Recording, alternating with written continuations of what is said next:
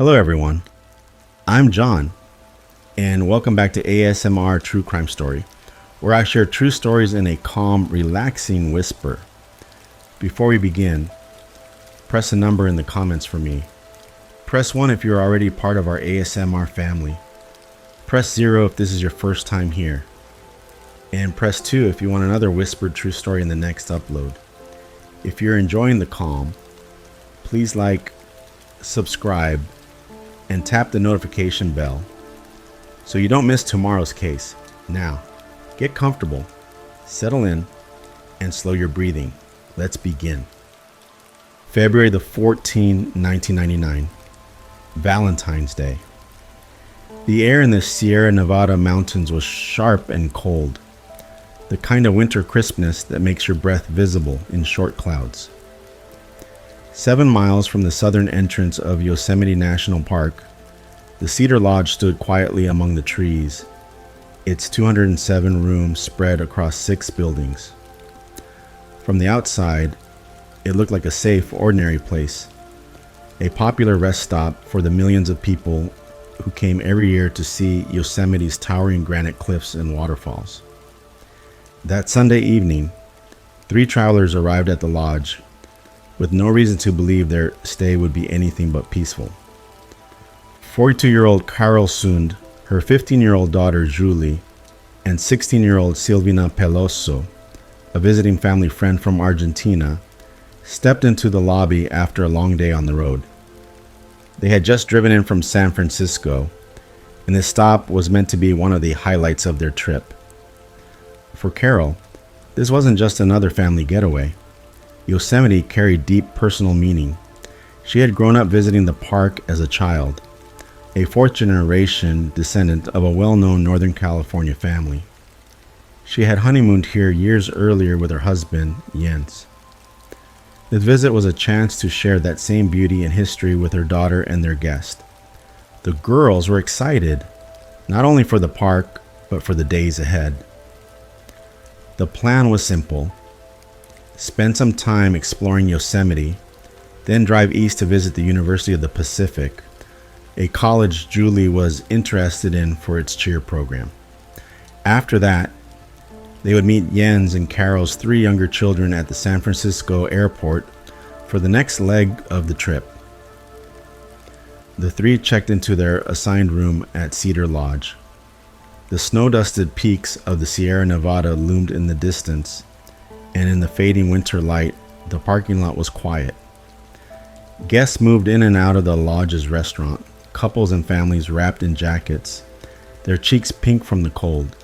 Inside, the warm air smelled faintly of wood and food from the attached cafe.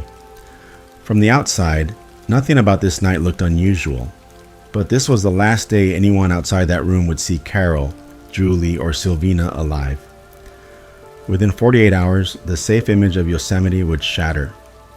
The park, known for postcard beauty, would become the center of a frantic search, a massive federal investigation, and eventually one of the most disturbing murder cases in California's history. The Cedar Lodge wasn't a luxury resort, but it was clean, comfortable, and favored by tourists heading into Yosemite.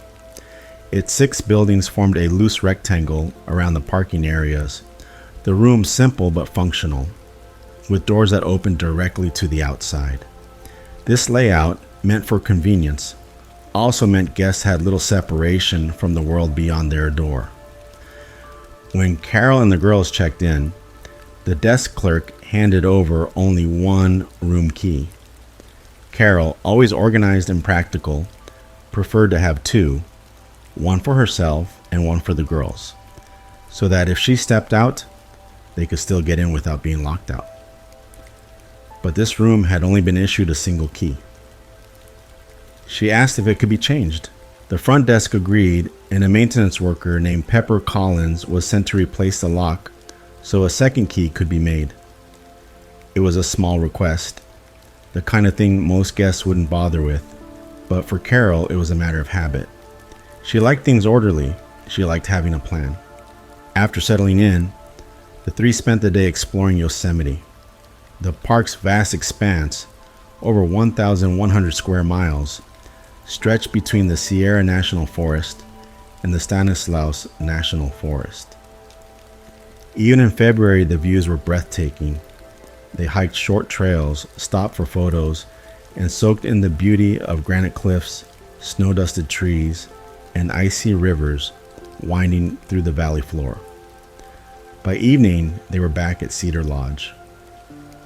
At the attached restaurant, they ordered cheeseburgers and fries, a choice remembered later by the waitress who served them. The mood at the table was light. They laughed, chatted, and planned for the busy day ahead. An early departure for the University of the Pacific, a tour of the campus, and then the drive to San Francisco to meet Jens and the other children. Before heading to their room, they stopped at the front desk to rent a VHS tape from the lobby's small collection. It would be the last time anyone outside saw them. At 7:35 p.m., they returned to room 509 to watch their movie and get ready for the next day. Outside, the February night grew still. Cars came and went in the parking lot, but the Cedar Lodge was quiet. No shouting in the hallways, no heavy foot traffic, just the hum of heaters behind closed doors and the occasional sound of footsteps on the gravel. Inside room 509, the girls changed into their pajamas. They posed together for a photo, smiling on the bed. A simple snapshot, timestamp 10:34 p.m. That would later become one of the most haunting pieces of evidence in the case. By morning, room 509 would be silent. No one would answer the maid's knock. And by the time the door opened again, the room would be empty. Their luggage would be gone. The only things left behind were towels on the bathroom floor and the key lying in plain sight. The disappearance of Carol Sund, Julie Sund, and Silvina Palazzo had begun. Morning came cold and pale over the Sierra Nevada. At Cedar Lodge, the parking lot was speckled with frost, the sky a washed-out winter blue. A light breeze moved through the pines, carrying that crisp, high-country scent, fresh air mixed with wood smoke from the lodge's chimneys. Inside the main building, staff moved into their morning routine. Breakfast service in the restaurant was quiet. A few couples lingered over coffee before heading into the park. Housekeeping carts rattled softly along the covered walkways, loaded with fresh linens, towels folded in neat stacks, and the faint chemical tang of cleaning supplies. One of the maids approached room 509. It was still early, earlier than she would normally clean a guest room, but her task at that moment wasn't a full turnover. Cedar Lodge used a staggered cleaning schedule, rotating which rooms were cleaned in the morning and which later in the day to give staff time to cover all 207 rooms. Today, room 509 was not scheduled for full cleaning until later, but she was doing a quick check to see if the guests needed fresh towels, toiletries, or extra supplies before they checked out. She knocked gently, no answer. She waited a moment, listening for movement, footsteps, voices, the sound of the TV, but there was nothing. The room was silent. She knocked again, a little louder this time. Still no reply. She tried the handle. It turned easily. When she stepped inside, she was struck by how bare it looked. The beds were neatly made, the lights off. There were no suitcases by the wall, no coats draped over the chairs, no personal belongings scattered across the dresser. It was as if the occupants had vanished overnight. Only two details stood out. On the bathroom floor, a couple of damp towels lay crumpled, as if they'd been used after a shower and dropped there in a hurry. On the dresser, in plain sight, was the room key. Something about it felt wrong. Guests might forget a towel in the bathroom, but they didn't usually leave their key behind without formally checking out at the front desk. And when guests did check out, they returned their keys in person. Here there was no note, no sign of where they had gone, no luggage, nothing. The maid quietly backed out of the room, closing the door behind her. She walked the key down to the front desk and handed it to the clerk, explaining that the guests seemed to have left early and taken everything. The desk clerk accepted it without much comment. After all, people sometimes left in a hurry to catch an early flight or beat the traffic. But this was not the only place where absence was being noticed that morning. In San Francisco, Carol's husband, Jens, had arrived at the airport with their 3 younger children, ages 10, 12, and 14, ready to meet Carol, Yuli, and Silvina for the next leg of the trip. The plan had been simple. The 2 groups would converge at the airport after traveling separately. From there, they would all fly to Arizona to visit Jens' sister, then head to the Grand Canyon together. Jens and the children had flown down from Eureka on California's northern coast that morning. Their bags were packed, their tickets in hand. The children were excited.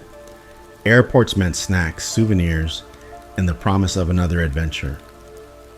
Jens scanned the crowd as passengers flowed out of the arrival gates, expecting to see his wife's familiar stride, Yuli's teenage grin, and Silvina's polite, shy smile. Minutes passed. The crowd thinned. No sign of them. He checked his watch. Maybe their flight was delayed. Maybe they'd gone directly to the gate, assuming he'd find them there. He kept the kids close and tried not to let his concern show. But as boarding time for their Arizona flight drew near, the seats around him remained empty. There were no calls to his name over the intercom. No message from Carol. Still, Jens didn't panic. Carol was a meticulous planner, organized, self-reliant, capable of navigating any travel hiccup. If something had gone wrong with the schedule, she'd figure it out. He decided they must have missed each other in the airport shuffle. Or maybe Carol had taken an earlier flight and was already in Phoenix waiting for them. When boarding was called, Jens made a choice. He and the children got on the plane to Arizona. They landed in Phoenix to the warm desert air and the smell of jet fuel, expecting to find Carol and the girls waiting at his sister's house. But when they arrived, there was no sign of them. No car in the driveway, no phone call. Jens brushed it off outwardly, telling his family she'd be along soon. Inside, though, something felt wrong. Carol never went this long without checking in, and it wasn't just him she called regularly. She spoke to her parents daily. That evening passed without word.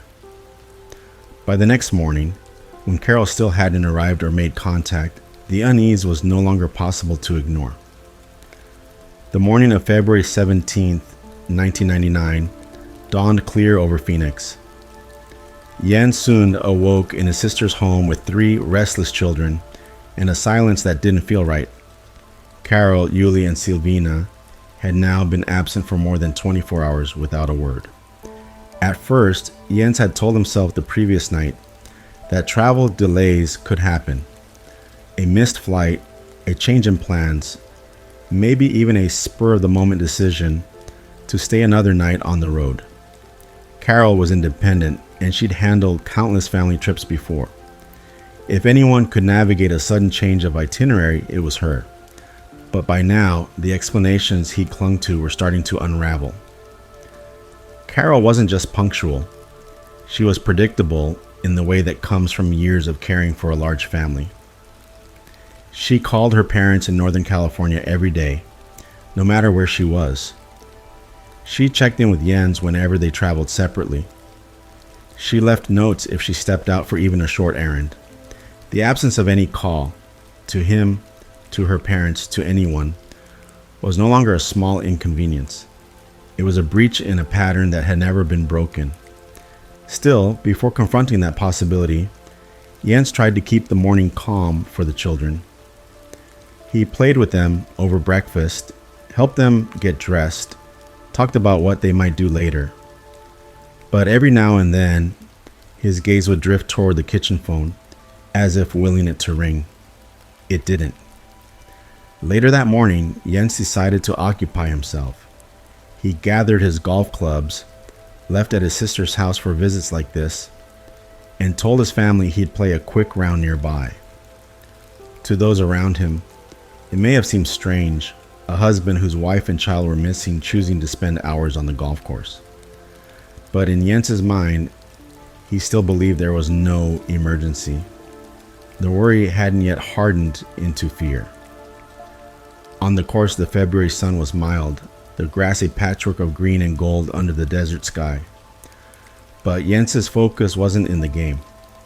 Every missed shot, every moment of quiet between swings, his thoughts returned to Carol, where she might be. What could be taking so long? By the time he returned to his sister's house, the hours had passed without a single new development. That's when the first admission slipped from his lips, to his family, and perhaps to himself. He was beginning to worry. His first calls went to the people closest to Carol. He phoned her parents, the Carringtons, in Northern California. The moment her mother answered, Jens asked if they'd heard from Carol in the past day or two. The reply was immediate and chilling. No. Not since before she'd left for Yosemite, and that was unusual. Carol's mother stressed that her daughter phoned daily, no matter what. The unease in Jens' voice deepened. Next, he began reaching out to possible points of contact along Carol's route. He called the California Highway Patrol to ask if there had been any accidents involving a 1999 red Pontiac Grand Prix, the rental car Carol had picked up for the trip. The officer checked. Nothing had been reported. From there, Jens called Cedar Lodge. The person at the front desk told him something unexpected. The three women had left the room empty, but they had never officially checked out. Their key had been left behind, and all their belongings were gone. The clerk didn't know when they left or why. Now Jens' concern was turning into action. He contacted the Mariposa County Sheriff's Department to file a missing persons report. It was February 17th, more than 48 hours since the last confirmed sighting of Carol, Julie, and Silvina. For investigators, those 2 days meant a critical window had already closed. Within hours, Jens boarded a flight back to San Francisco, leaving the younger children with his sister in Arizona. His plan was to meet Carol's parents at the Mariposa County Sheriff's Department, to give detectives all the information they needed and to begin looking for answers face to face. When he arrived, the atmosphere inside the small sheriff's office was businesslike but subdued. Carol's parents were already there, visibly worried, but composed enough to walk through the details with the investigators. Carol's description, her height, hair, and clothing she had packed. Julie and Silvina's appearances, ages, and their close bond. The itinerary: Yosemite, then University of the Pacific, then San Francisco to meet the family. The fact that they had left Cedar Lodge without formally checking out. The absence of any phone calls, which was entirely out of character. Detectives noted the rental car's make, model, and license plate. A 1999 red Pontiac Grand Prix.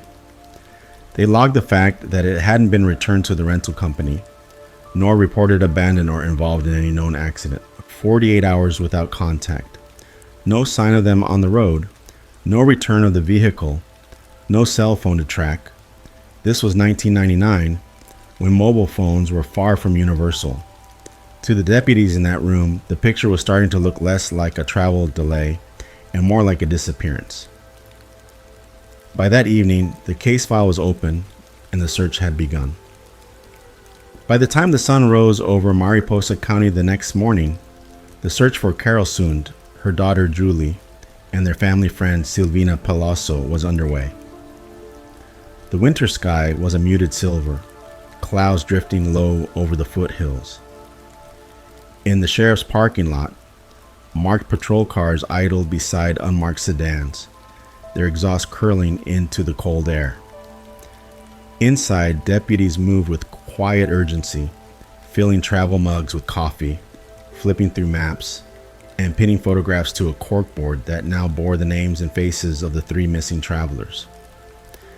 The first theory was straightforward, perhaps too straightforward. February in Yosemite meant winter driving conditions, slick, narrow roads, icy switchbacks, blind curves that could turn deadly in a heartbeat for someone unfamiliar with the area. If the women had left Cedar Lodge early to head toward the University of the Pacific, they could have easily taken a wrong turn. A single missed sign could send them down a back road far from the main highway. And if that road was icy, if there had been a patch of black ice, it was possible they'd gone over the edge in a place so remote no one had yet seen the wreckage.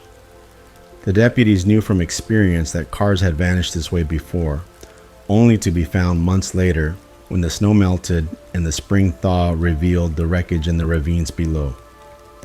With this in mind, the first team set out toward the park's boundaries. Patrol vehicles hugged the winding asphalt, their headlights cutting through the morning haze. They slowed at every pull-off and overlook, peering down steep embankments for any glint of red metal. Searchers on foot scanned the terrain with binoculars, eyes tracing the slopes for fresh skid marks or the broken line of a guardrail. The silence out there was immense, the kind of quiet that makes every crunch of a boot in snow sound loud. Wind moved through the pines with a low, constant sigh. Somewhere far below, a river roared, unseen. For 3 days, they combed the routes in and out of the park. Each time they returned to the command post empty-handed, the air in the sheriff's office grew heavier. On the second day, a call came in from over 100 miles away.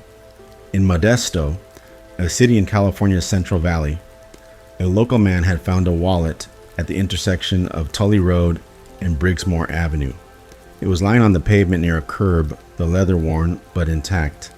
Inside were identification cards, credit cards, and cash. The driver's license read, Carol Sund. The man who found it turned it into the Modesto Police Department. When officers opened it, they were startled to see that nothing had been removed. No cash missing, no credit card stolen. It wasn't the work of a thief looking for a quick payout. It looked like the wallet had simply been dropped or discarded. When news of the wallet reached Mariposa, the implications rippled through the investigation. If Carol's belongings were in Modesto, then the search area had just expanded drastically. Modesto was nowhere near the University of the Pacific's campus, nor was it a direct route to San Francisco International Airport. How had something belonging to her ended up there? Was it possible the women had driven toward Modesto by mistake and met someone dangerous? Or had someone taken them from Yosemite and brought the wallet there deliberately to mislead investigators? The area where the wallet was found was no stranger to trouble. Certain neighborhoods were known for drug activity, parolee housing, and petty crime. But Modesto was also a city of over 200,000 people, full of anonymous streets and busy intersections. The kind of place where evidence could vanish into the background noise of daily life. The discovery changed everything. With Silvina being an Argentine citizen, the FBI now formally joined the case. Local investigators welcomed the extra manpower. The Mariposa County Sheriff's Department was small, with limited resources, and the search had just grown by hundreds of square miles. The FBI moved quickly, sending agents both to Yosemite and Modesto. Their arrival brought a new intensity. At the Cedar Lodge, agents set up in a corner of the building, their radios crackling softly as they worked. They started by re-interviewing everyone the sheriff's deputies had already spoken to. Not because they doubted the locals' work, but because the presence of a federal badge sometimes loosened tongues. People might say more, or remember more, when they realized this wasn't just a local matter. This was a federal investigation into a disappearance that had crossed jurisdictions. And there was something else. In the lodge's guest records and employee statements, a detail emerged that had gone largely unnoticed before. During her brief stay, Carol had requested a lock change for room 509. She'd explained she wanted a second key so the girls could have their own while she kept hers. The room's existing lock only had one functioning key. The work order had been carried out by maintenance employee Pepper Collins. He'd gone to the room, replaced the lock, and given Carol her keys. It was a harmless request on the surface, but now investigators began to think in terms of access. A lock change meant a new set of keys, and at least for a short while, the maintenance man would have held them. Collins was brought in for questioning. His background check came back clean, and he had an alibi for the night of February 15th. Still, the fact remained. Room 509 was one of the few rooms in the lodge whose lock had been changed that week. Outside the lodge, the Sierra Nevada's winter light was already fading. In Yosemite Valley, the granite walls turned a cold gray under the dimming sky. Somewhere between the frozen rivers and the sprawling city streets of Modesto, 3 lives had disappeared into the thin air. The search would continue, but soon, something would be found that would change the tone of the investigation forever. 4 weeks had passed since the last confirmed sighting of Carol Sund, Yuli Sund, and Silvina Peluso. The calendar had turned to March, and in the small community surrounding Yosemite, the case had become a grim undercurrent in everyday conversation. Flyers with the women's faces were taped to diner windows and tacked to community boards. The photographs, Carol's composed smile, Julie's youthful brightness, Silvina's calm gaze, stared back at passersby, silently demanding answers. On a cold morning, a hiker moving along a less traveled stretch of land off Highway 108 noticed something unusual far below the road. From the asphalt, the view was obscured by a tangle of brush and the rise of the hillside. But there, in a break in the growth, a shape caught his eye. Dark, twisted, unnatural. He paused, looking harder. The sunlight hit it in a way that revealed a dull, charred red beneath layers of soot. It was a car. The hiker knew immediately this was not a recent accident. The vehicle was down in a ravine, almost entirely hidden from view, unless you were standing at the right angle. It looked as if it had been deliberately driven or rolled over the edge, and it had been burned, badly. The paint was bubbled and blackened, windows collapsed inward, tires melted into warped rims. When authorities arrived, they made their way carefully down the slope, boots crunching over frost and brittle grass. The smell of burned metal and ash lingered faintly, even in the cold air. Up close, they could see the damage in detail. The roof scorched and buckled, the hood warped, the entire trunk area blackened from intense heat. Despite the fire, the license plates had survived. The numbers were still legible, though rimmed in soot. The match was immediate and absolute. This was the 1999 red Pontiac Grand Prix that had been rented by Carol Sund. Investigators circled the vehicle, noting how it had gotten here. The barbed wire fence lining the roadside above had been cut or pushed down, leaving an open gap. Whoever left the car here had likely backed it over the edge, letting gravity and the steep slope carry it into the concealed spot below. From the highway, you would never see it. Even from the air, the canopy of branches and the angle of the ravine might hide it from view. The first task was to open the trunk. The metal was warped from heat, the lock fused. Tools were brought in to pry it open. The sound of metal straining against itself echoed off the ravine walls. When the lid finally gave way, the investigators were met with a sight that froze them where they stood. Inside the trunk were human remains. 2 bodies burned beyond recognition. The fire had been fierce enough to destroy most clothing and identifying features, leaving only charred outlines and bone. The scene fell into a deep, heavy silence. Every investigator there understood what they were seeing. This was no accident, no disappearance. This was a homicide. The remains were removed carefully, each step deliberate to preserve any possible trace of evidence. They were placed in separate body bags and carried up the slope. Even without official identification, the working assumption was clear. These were Carol Sund and Silvina Peluso. One person, however, was missing. There was no sign of 15-year-old Julie Sund. That absence shifted the urgency of the investigation instantly. If Julie was not here, then two possibilities remained, both of them dire. Either she had been killed and her body left elsewhere, or she was still alive somewhere in the hands of whoever had murdered the others. The search radius was redrawn on the spot.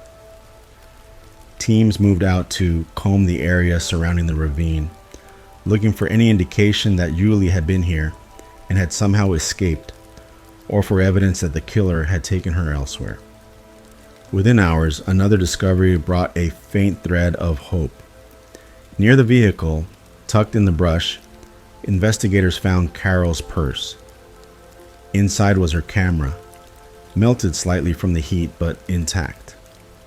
A second bag was also recovered, a fanny pack that appeared to belong to one of the girls. It too contained the camera. Both cameras still held undeveloped film. It was a fragile medium, and there was no guarantee that heat from the fire or the cold of the ravine hadn't ruined it. But the rolls were rushed to a lab. The technicians handled them with extreme care, working in darkness, winding the film slowly and methodically through the developing process. Against the odds, the images emerged. The photographs were a time capsule from the days before the nightmare began. Shots of Yosemite's towering cliffs, the girls posing in front of waterfalls, Carol smiling in a thick winter coat, hair lifted slightly by the wind. They were candid, happy moments untouched by what was to come. The final photo, however, carried a weight that was hard to bear. It was a time-stamped 10:34 p.m. on February 15th. Julie and Silvina sat together on the bed in their pajamas, smiling for the camera in room 509 at Cedar Lodge. The lighting was warm, the background familiar from witness descriptions. They had no idea it would be the last photo ever taken of them alive. This timestamp gave investigators a crucial window. They now knew the women had been alive and in their room late on the night of the 15th, and that something had happened between then and the maid's visit early the next morning. An 8-hour window to work with, narrow in some ways, yet vast in terms of possibilities. But the location of the car raised new questions. This ravine was not a place a casual visitor would know to use as a dumping ground. It was remote, hidden, and accessible only to someone familiar with the area's back roads. To many investigators, that meant one thing: the killer was almost certainly local. By evening, as the crime scene tape fluttered in the cold breeze and the wrecked Grand Prix sat gutted in the shadows of the ravine, the mood among the search teams was grim. The hope of finding Julie alive had not been extinguished, but it was shrinking with every hour that passed. Somewhere out there, the person responsible for this had not only taken 2 lives, but was capable of holding on to, or ending, a third. The hunt was far from over. In fact, it was about to take an even darker turn. The burned Pontiac in the ravine had answered one question, but left countless others screaming in its wake. Carol Sund and Silvina Palazzo were dead. There was no doubt about that now, but Julie was still missing, and that meant hope was still alive, though fragile, framed by the hour. The investigation pushed forward on all fronts. Evidence from the car was being examined. Search teams were widening their sweeps of the surrounding terrain, and interviews were continuing at Cedar Lodge and in the nearby communities. Then, in late March, something entirely unexpected arrived at the Mariposa County Sheriff's Office. It was an envelope, ordinary in size, unremarkable from the outside. Inside, folded into quarters, was a crudely drawn map on plain white paper. The lines were shaky, uneven, drawn by hand in a hurried fashion. At the top of the paper, scrawled in blocky, uneven handwriting, were 6 words. "We had fun with this one." The deputies who saw it first felt the weight of those words immediately. They were taunting, mocking, a declaration not just of involvement, but of enjoyment in what had been done. It wasn't a statement from someone feeling guilt or fear. It was a boast. The map itself was simple but unmistakable. The largest shape on the page was a rough oval representing a body of water. A horizontal line was drawn across the top, marked with the number 120, the designation for Highway 120. Off to one side, a slanted vertical line indicated the position of a bridge. And above the oval, at a specific spot on the shore, was a small X. Next to it, in the same uneven handwriting, were the words, Tisa Point. Even without the label, local deputies recognized the layout instantly. It was the Don Pedro Reservoir, a massive artificial lake in Tuolumne County, about 30 miles west of Yosemite. The X marked a hillside overlooking the water. The possibilities ran cold and clear. This was a grave, and if the message was telling the truth, Yuli Sund was buried there. It was a strange move from someone who had gone to great lengths to hide evidence before. Whoever had left the burned car had chosen a location invisible from the road, hidden by terrain and brush. They destroyed the vehicle with fire. They had left no trace of Julie in or near it. Why conceal the crime so carefully only to give away the location later? Theories began swirling inside the command post. Perhaps there were multiple offenders, and one wanted the credit for the killing. Perhaps someone not yet on the radar was trying to insert themselves into the case. Or perhaps this was another calculated act of control, the killer deciding when and how his victims would be found. Whether the map was bait, misdirection, or confession, the reality was the same. They had to follow it. The call went out for cadaver dogs. The team brought in was from Los Angeles, and experienced disciplined animals trained to detect the faintest traces of human remains. By the time they arrived, the spring sun was high over the foothills, casting a bright glare on the water of the reservoir. The wind moved over the lake in ripples, and the air smelled faintly of wet earth and early blooms. Deputies and FBI agents fanned out from the parking area, climbing the slope toward the X-marked spot. The ground was uneven here, a mixture of patchy grass and loose soil. At the top, the view opened wide, blue water stretching out below, the bridge a small gray ribbon in the distance. The handlers unclipped the dogs' leads. Noses to the ground, tails stiff with focus, the animals began to work. They moved in slow, purposeful zigzags, the wind tugging at their ears. Minutes passed with no reaction. Then, suddenly, one of the dogs stiffened. Its head came up sharply, nostrils flaring. The bark was short and sharp. The signal. Within moments, the second dog alerted in the same spot. The deputies dropped to one knee, marking the area with bright tape. Shovels were brought up.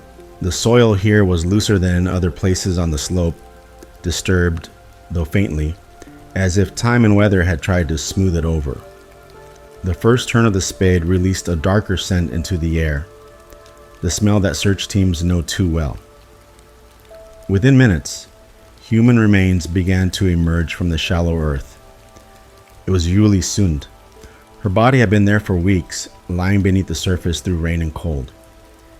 Even in that condition, it was clear she had met a violent death.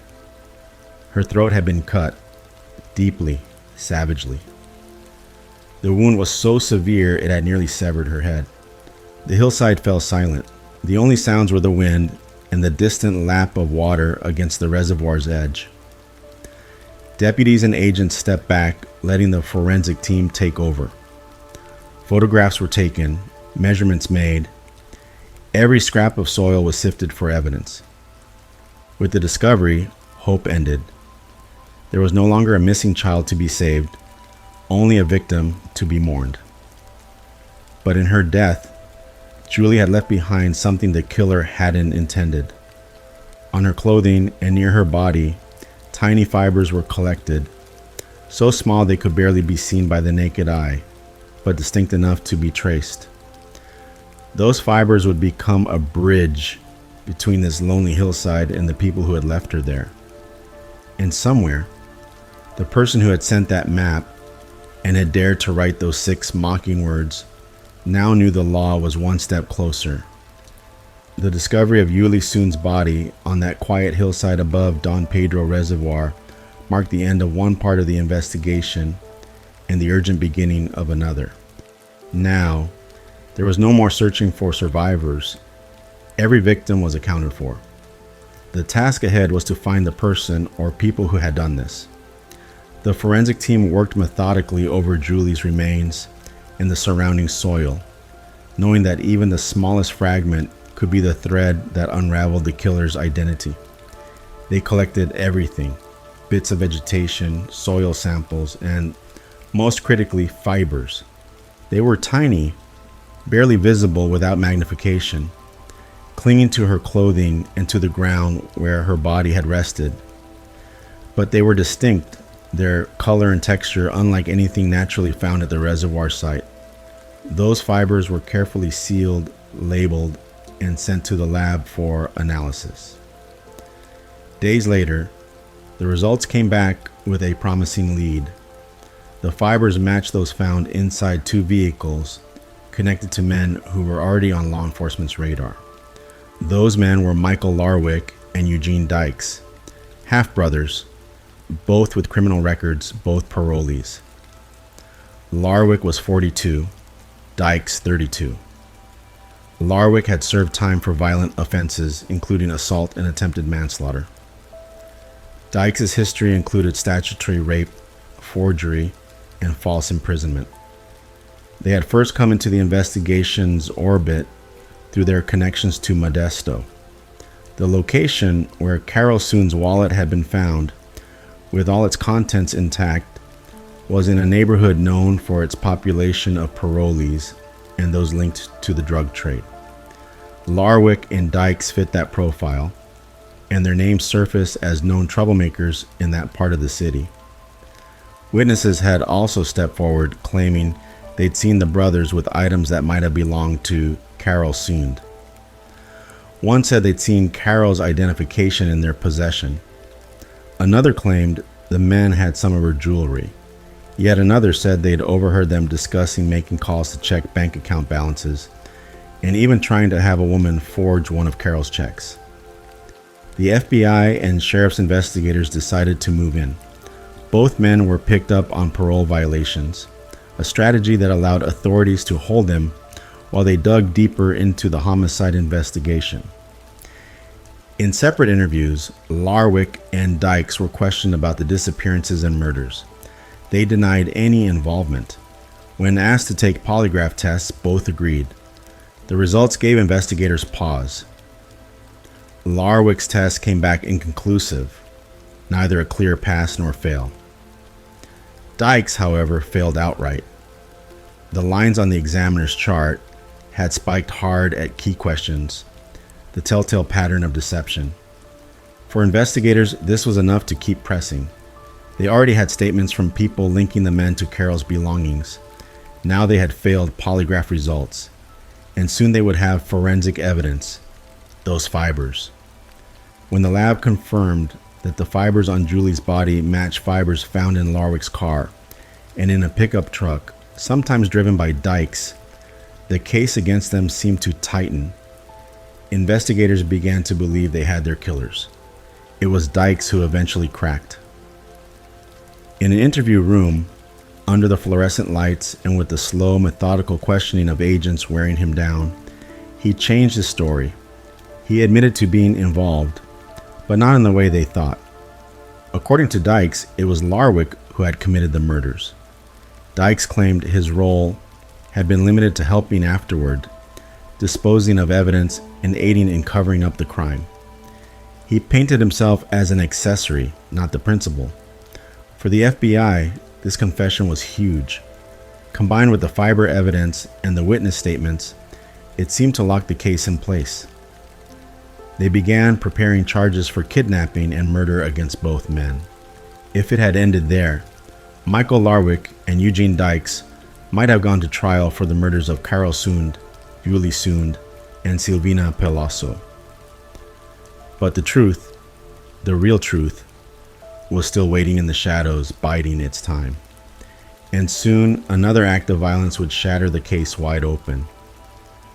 By early July 1999, the investigation into the Sund-Pelosso murders felt as though it was in its final stretch.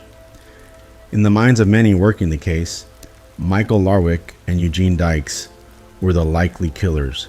They were in custody, the fibers linked them to the crime, and Dykes himself had given a partial confession. The machinery of prosecution was already in motion. And then, just as the case seemed ready to close, the mountains of Yosemite spoke again, this time with a fresh act of violence. It began on July 22nd, a Thursday. Joey Armstrong, a 26-year-old naturalist with a warm smile and a deep love for the outdoors, was living and working in Yosemite National Park. She was an environmental educator, the kind of person who could hold a group of children transfixed while teaching them about the life of a single pine tree or the complex patterns of a river's flow. That afternoon, she was packing her small cabin-like home at Yosemite's Crane Flat area. Her plan was to drive north to Sausalito, just outside San Francisco, to visit friends for the weekend. She had spoken to several of them already, confirming her arrival. But Joey never made it. When she didn't show up as planned, friends became concerned. Calls to her phone went unanswered. The next day, July 23rd, 2 National Park Service rangers went to her cabin to check on her. The sight that greeted them stopped them cold. The front door of the cabin stood ajar. Inside, there were signs of a sudden violent struggle. Items knocked over, belongings scattered. But the most chilling sign was outside, near the cabin's driveway. Joey's distinctive blue backpack lying on the ground as if dropped mid-step. Following a hunch, one of the rangers moved down a path that led into the nearby woods. The summer air was hot and still, heavy with the resin scent of pine. And then, through a clearing, they saw something that made their stomachs twist. A shape lying in the shallow water of a nearby stream. It was Joey Armstrong. Her body was partially submerged, the water sliding gently past in the late afternoon light. She had been decapitated. The brutality of the act was immediate and undeniable. The crime scene was secured, and word spread quickly through Yosemite and beyond. For the FBI agents still stationed in the park for the Sund-Pelosso case, this killing was both a shock and a puzzle. At first glance, it was a different kind of crime. A single victim found almost immediately after her death in a location close to where she lived. But there were echoes. The violence, the proximity to Yosemite, the sense of a predator moving in familiar territory. And there was something else. Witnesses had seen a man near Joey's cabin on the afternoon she disappeared. He was tall, with a strong build, wearing a baseball cap. He had been driving an older model, light blue International Scout, a boxy, rugged-looking SUV that stood out among the cars usually seen in the park. One of the witnesses gave agents a partial license plate number. The FBI ran it through their system, cross-referencing vehicle registrations in the region. The match that came back was unexpected. The International Scout was registered to a man named Cary Stainer. To most people, the name meant nothing, but to a few in law enforcement, it was faintly familiar, not because of any criminal record, but because of a brother. Cary Stainer was the older sibling of Stephen Stainer, the California boy who had been abducted in 1972 at the age of 7, held captive for 7 years by a pedophile named Kenneth Parnell, and who had escaped in 1980 in a story that had made national headlines. Stephen had been hailed as a hero for also rescuing another abducted child when he fled. Now, almost 20 years later, Stephen's older brother Carrie was living and working in Yosemite as a handyman at Cedar Lodge. The same Cedar Lodge where Carol, Julie, and Sylvina had spent their last night alive. The connection jolted the investigation. Could the handyman they had walked past in the hallway, maybe even spoken to, have been the one who later entered their room? Agents moved quickly. They located Cary Stayner on July 24th, not in Yosemite, but in the town of Modesto. He was calm when approached, cooperative even, agreeing to come in for an interview. But during that first conversation, the focus was on Joey Armstrong. The agents didn't yet bring up the Sun Peloso case. They asked about his whereabouts on July 22nd. Stayner said he'd been in the park, but denied any involvement in Joey's murder. They let him go that day, lacking the evidence to hold him, but they didn't lose track of him. Over the next 48 hours, the FBI built their file. The partial license plate, the witness statements, the proximity of his home and work to both crime scenes, it was stacking up. On July 24th, they located Stayner again, this time at a nudist colony outside of Sacramento, where he had gone after leaving the park. It was there, away from the granite cliffs and towering pines of Yosemite, that the story of the Sun Peloso murders and the killing of Joey Armstrong would finally break open. But what he was about to tell them would be darker and more disturbing than anyone had imagined. July 24th, 1999. The sun was already high over the Sacramento Valley when FBI agents arrived at the Laguna del Sol nudist resort, a quiet, sprawling property tucked behind rows of eucalyptus trees and open fields. It was an unlikely place for the climax of one of California's most haunting murder cases. But it was here that Cary Stayner had come after leaving Yosemite. The agents knew they couldn't just storm in. This was delicate. They had a man linked by multiple strands of evidence to 2 separate murder cases: the beheading of Joey Armstrong and the triple killing of Carol Sund, her daughter Julie, and Sylvina Peloso. But they didn't yet know if he would talk. They found him sitting casually in the open, sunlit space of the resort, bare-chested, wearing nothing but a towel wrapped loosely around his waist. He looked relaxed, even comfortable, as if this were any ordinary Saturday. When the agents approached and identified themselves, he didn't run, didn't argue. Instead, he smiled faintly and nodded as though he had been expecting them. Stayner agreed to accompany them without protest. They drove him not to a holding cell, but to a nearby FBI field office, a controlled, private setting where the conversation could unfold without distraction. Inside the small interview room, the air conditioning hummed softly. Stayner sat across from 2 seasoned agents, his tall frame leaning slightly forward, hands folded loosely on the table. His eyes, a pale blue, seemed steady but carried a weight, as though some part of him had already resigned to what was coming. The agents began with Joey Armstrong. They outlined the evidence: the international scout seen near her cabin, the partial license plate, the witness descriptions, his own connection to Yosemite. They asked where he had been on July 22nd. Stayner gave them an alibi of sorts, vague in detail, and denied killing her.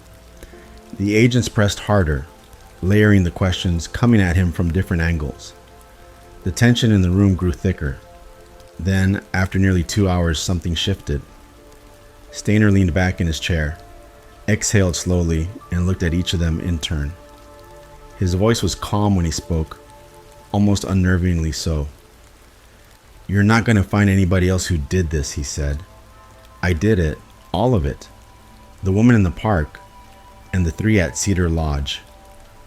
The words hung in the air like a sudden drop in temperature.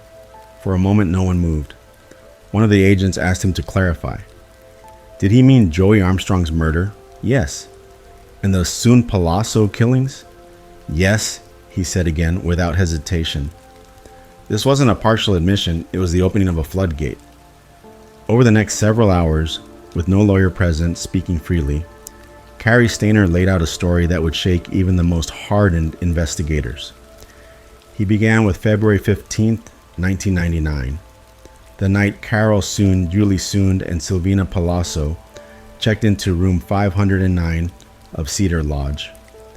Stayner knew they were there. He had seen them earlier, and something in him had decided they would be his next victims. In his own words, he described knocking on their door later that night, claiming he needed to fix a ventilation fan. Carol hesitated at first, but eventually let him in. Once inside, he pulled a gun.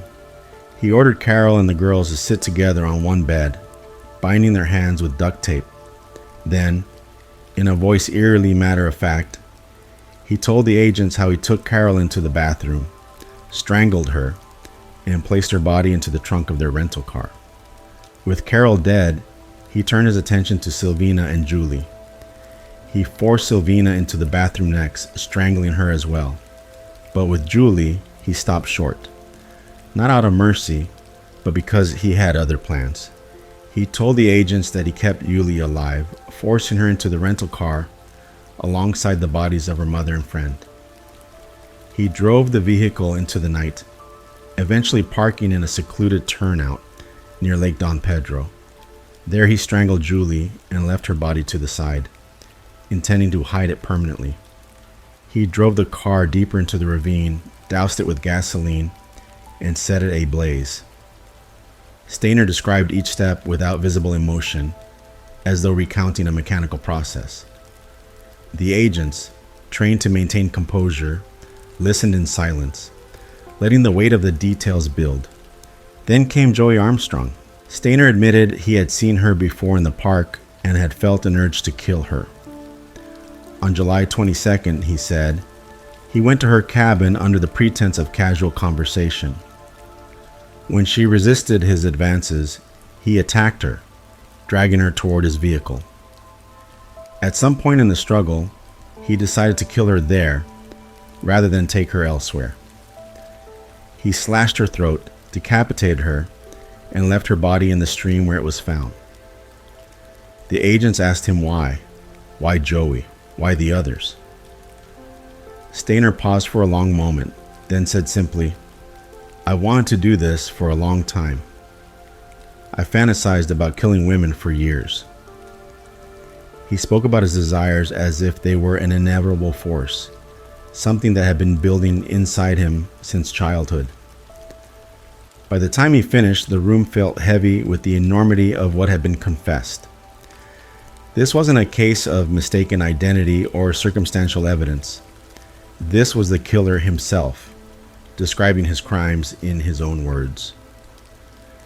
When the agents finally stepped out of the interview room, the weight of the case had shifted entirely. Larwick and Dykes, the men once thought to be the killers, were innocent of these murders. It was Cary Stayner, the quiet handyman from Cedar Lodge, the older brother of one of America's most famous kidnapping survivors, who had brought terror and death to the Yosemite region. And now, with his confession on record, the focus would turn to making sure he never had the chance to kill again. The door to the interview room closed with a soft click, and the corridor outside filled with low, urgent voices. Agents moved quickly, but without spectacle. Papers exchanged hands, a supervisor signed, a call went out to the U.S. Attorney's Office, and another to the Sheriff's Command Post near Yosemite. Inside the small room, Cary Stayner sat very still, his hands folded, as if the confession had emptied him out. The hum of the air conditioner was the only sound for a moment at a time. They returned with forms. He initialed, he signed. The language was plain and final. He had admitted to killing Carol Sund, Julie Sund, and Silvina Palazzo in February, and to killing Joey Armstrong in July. He did not recant. He did not hedge. He did not ask for a lawyer. When they stood him up and placed him in cuffs, he didn't resist. It was all so quiet, no struggle, no scene. Just the slow machinery of a case turning from pursuit to custody. Word left the building faster than the convoy of cars that followed. At Cedar Lodge, where tourists still checked in with coolers and folding maps, the staff who had opened doors and fixed heaters now learned that the handyman they'd worked beside was the man who had walked into room 509. The idea landed like a cold weight. Familiar face, familiar voice. The one who changed light bulbs and unclogged drains. Now tied to the last night of 3 guests who had laughed over cheeseburgers and gone to bed in pajamas. A stillness settled over the halls as if the lodge had pulled in its breath. Across the Central Valley in Modesto, the news knocked on a different door. The sheriff's office, where tips about a wallet had piled up, where 2 half-brothers had been held on parole violations and weighed as suspects because fibers and gossip and fear had seemed to point their way. The admittance changed everything. Investigators looked up from the case notes and felt the abrupt shift in gravity. The men in their cells were not the killers of the Yosemite Three. The fibers would later be explained. The confession cut through the confusion. A new line was drawn in ink. In a house in Northern California, a phone rang for the Carrington family, Carol's parents. Daily calls from their daughter had stopped in February, then flyers, then waits outside evidence rooms, then the burned car, the dental records, the cameras that somehow survive heat and ash. Now this, a name, an arrest, and the knowledge that the man who did it had looked their daughter in the eye.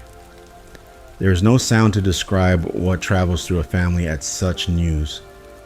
The mind tries to organize it and cannot. They gather themselves around the fact that at least the truth had a person's shape now. It was not comfort. It was an answer that hurt to hold. In Eureka, where Jens had moved through days with lists and long silences, the call arrived after sunset. He listened, said very little, and began asking precise questions. Charge, custody, location, next steps. He had grown careful with language since February, as if words themselves could tilt the world. When he hung up, the house was very quiet. He thought of a key on a dresser, towels on tile, a VHS tape rewound and never returned. He thought of an airport where 3 faces didn't come down the gangway, and of the decision to take a flight anyway because plans, once made, had always worked before. At Yosemite, rangers who knew Joey Armstrong by her first name, who had eaten beside her in the cafeteria and waved to her from trucks on the service roads, were told that the man seen near her cabin had confessed, that he had driven away and been found and said the words out loud. Some of them had walked the edges of the creek where her body lay, had stood in the hush that follows discovery. Now, the quiet lifted into a different kind of air, not relief exactly, but the sense that the ground beneath them had been named. The legal steps moved forward. He was booked. He was photographed. Property was inventoried. Clothing, a wallet, ordinary things that looked too small beside the scale of what he had done. Paper chains formed. Arrest reports, jurisdictional notices, charges for murder, charges for kidnapping. One set would anchor to the federal case tied to parklands. Another would return to Mariposa County for the February killings. The agents who had listened to his confession wrote, rewrote, and signed, each line a careful translation of spoken words into evidence that would not blur under courtroom lights. At Cedar Lodge, room keys hung on hooks behind the front desk. A laminated list of maintenance requests still bore his name in ballpoint notes. Heater 214, faucet 312, lock change 509. The number had always just been a number. Now it was a date stamped in the building itself. Staff took their breaks in shorter sentences. Someone washed their hands and realized they were scrubbing long after the soap had gone. News cameras gathered on shoulders of roads where the granite walls throw back sound.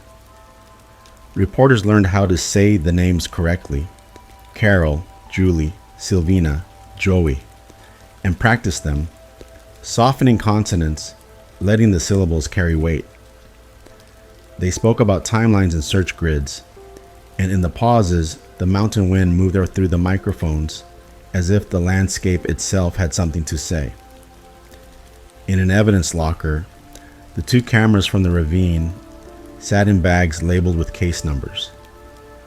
The technicians, who had coaxed images from heat-touch film, remembered the last frame.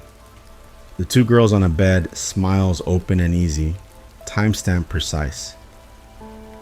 Those small squares of time had set the window for everything that followed. The thought circled back now, how a picture can hold a room, a night, a line between before and after. Back at the field office, the agents who had been inside the interview room wrote the moments they wouldn't forget but could never put in a report. The way his voice didn't rise, the way he folded his hands, the way the air felt when the first admission came. They knew trials were still ahead, that there would be motions and testimony and words like aggravating and mitigating, and that jurors would be asked to hold unbearable images steady. But for that one day, the work was to move the confession from sound to structure. Chain of custody sealed, transcripts ordered, the next subpoenas drafted. In the lodge parking lot, an evening chill re-entered the trees. A family wheeled a suitcase past the place where the red Pontiac had once idled before being driven toward a ravine. They did not know. Travelers rarely do. They turned a corner and the door to their room opened with an ordinary click. A long way from there, the Stainer parents received the kind of call that remakes a house. Years earlier, they had been the family everyone prayed for. Christmas presents kept on shelves. A bedroom maintained for a child held away by a stranger's will. They had carried their boy home. Now the other son's name pressed into the news with the weight of 4 lives. The mind searches for symmetry to survive this. There is none. Only a ledger that cannot be balanced. Night settled. In custody, Carrie Stainer lay on a narrow bunk and stared at a ceiling that could not stare back. Somewhere in the building, a clock snapped its minute hand forward. The system he had stepped into would not move quickly. There would be a federal case, then a county case, hearings and delays. But it would move. And in the homes where the victims' photographs stood in frames, light from a television flickered over glass, and someone reached out without thinking to tilt a picture straight. The names were said aloud again. Carol, Julie, Silvina, Joey. 4 ordinary names that now filled a valley, a courtroom, and the span of a year with a gravity that would not let go. Morning broke without ceremony over Sacramento, a pale light filtering through the haze that clung low in the valley. Inside the federal courthouse, the air was still, conditioned to a chill that made every sound seem sharper. The shuffle of papers, the low murmur of deputies, the creak of benches as reporters settled in. It was here, just days after his confession, that Carrie Stainer would make his first appearance before a judge. The charge in front of the court this day was not the Cedar Lodge triple murder. That case belonged to Mariposa County, hundreds of miles away. This was about Joey Armstrong. Her cabin had stood on federal park land, which meant her murder was a federal crime. The U.S. Attorney's Office had moved quickly, preparing the complaint, securing the timeline, lining up the arrest affidavit with the confession that agents had already recorded in meticulous detail. Stainer entered the courtroom in shackles, wearing a plain jail jumpsuit, his wrists cuffed at the waist. His hair fell slightly over his forehead, and his gaze didn't wander far from the defense table. He sat with a stillness that some mistook for calm, but others, especially those who had listened to his words in the interview room, recognized as a kind of resignation. The families of the victims were not all present. Some had chosen to stay away, not ready to see him in person. Others sat toward the back, hands clasped, faces fixed, their presence a quiet assertion that the people he had spoken about so casually in his confession were more than names in an indictment. The judge read the charge. First-degree murder within the special maritime and territorial jurisdiction of the United States. The penalty could be life in prison. The prosecution noted that this was a potential death penalty case, a fact that tightened the room's silence. When the judge asked if the defendant understood the charge, Stainer's voice was even, almost flat. Yes.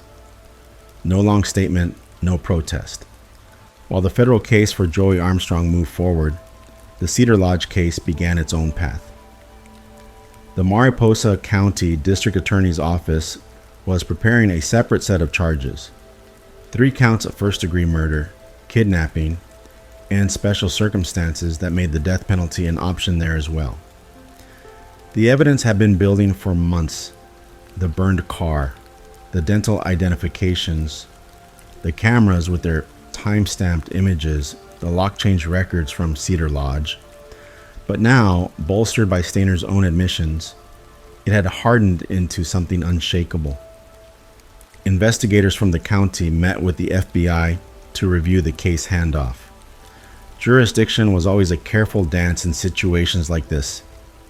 Federal prosecutors wanted to secure justice for Joey Armstrong, but state prosecutors carried the weight of 3 more lives. Both sides agreed they would proceed in parallel, the federal case first, then the state trial to follow. It was a process that would keep Stainer in courtrooms for years. For the families, the legal distinction meant little in those first days. The grief did not divide itself neatly between federal and state lines.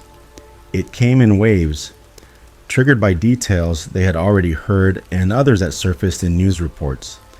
The knock at the hotel room door, the bindings, the drive into the night. Carol Soon's father spoke to reporters briefly, his voice steady but his words deliberate.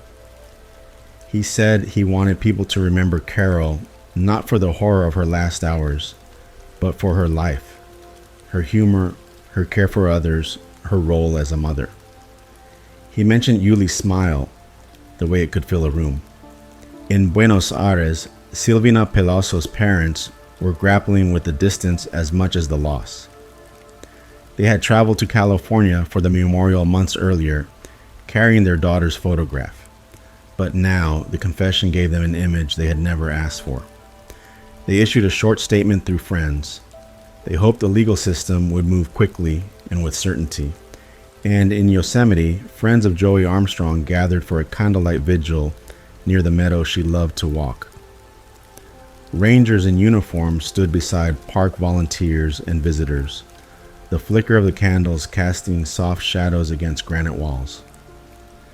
One of her closest friends spoke about Joey's laughter, how it could carry over the sound of the Merced River in spring.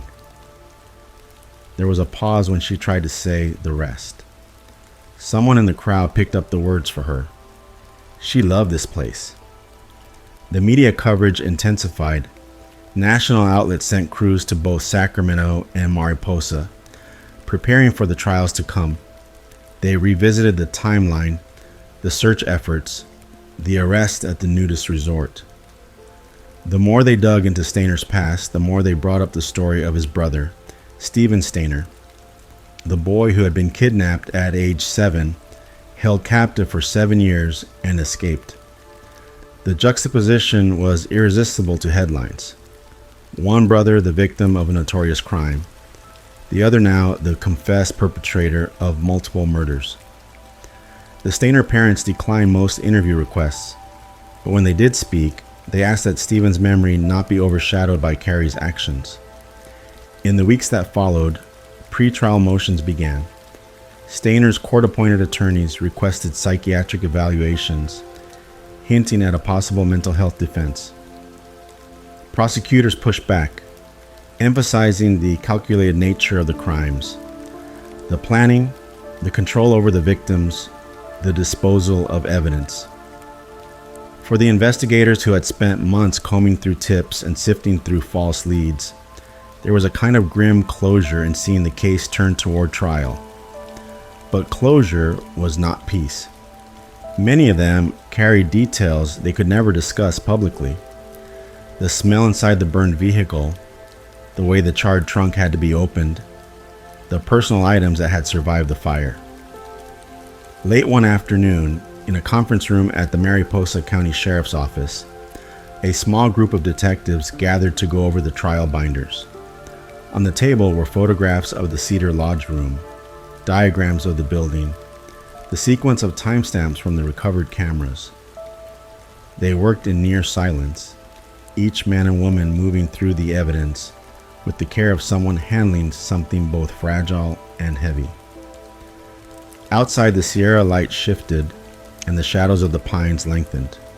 The trials were still ahead, but in those rooms, federal in Sacramento, state in Mariposa, the weight of February and July 1999 had already been translated into the language of the courts. And for the families, the hope now was simple and unchanging, that the truth Stainer had spoken in an interview room would carry through every motion, every witness, every verdict, until justice for Carol, Julie, Sylvina, and Joey was written into law. The federal courthouse in Sacramento stood under a pale September sky, the kind of light that makes glass reflect every movement.